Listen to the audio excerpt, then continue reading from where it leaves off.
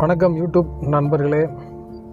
ஒரு சின்ன பதிவு என் மனசில் ரொம்ப நாளாக ஓடிக்கிட்டு இருக்க விஷயம் உங்கள்கிட்ட ஷேர் பண்ணணும்னு நினச்சேன்.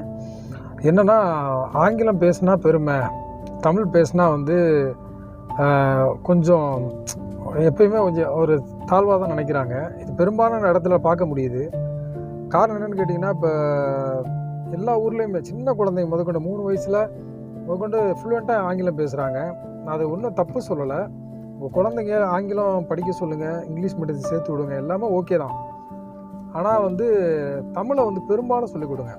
காரணம் என்னென்னா, ஆங்கிலத்தை வளர்க்குறதுக்கு 1000 நாடுகள் இருக்குது, அது பிரச்சனை இல்லை. ஆனால் தமிழை வளர்க்குறதுக்கு தமிழை மட்டும்தான் முடியும்.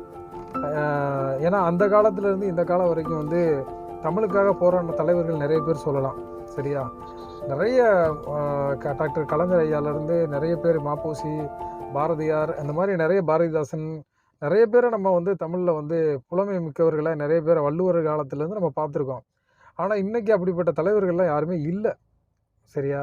ஸோ அரசாங்கம் முக்கியமான இன்வெஸ்ட்மெண்ட் பண்ணுறாங்க தமிழுக்காக, அதை வளர்க்குறதுக்காக நிறைய விஷயங்கள் பண்ணுறாங்க.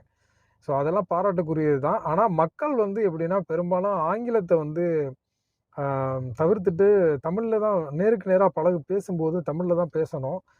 பெரும்பாலும் தேவைப்பட்டால் நம்ம தொழில் விஷயமாவோ இல்லை வெளிநாடுகளுக்கு போகிறோம் அப்படின்றனால கம்யூனிகேஷனுக்காக, இப்போ பாருங்கள், என் வாயிலே கம்யூனிகேஷன் வந்துருச்சு, இந்த தொடர்புக்காக.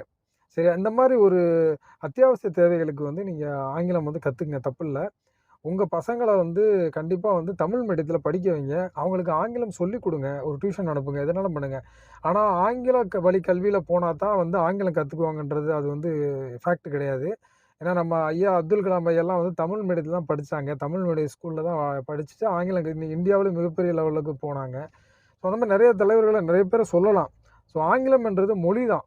சரியா? அது ஒரு பெருமையோ இல்லை அதை படித்தா தான் அவங்க பெரிய ஆள் அப்படின்றதெல்லாம் ஒன்றும் கிடையாது.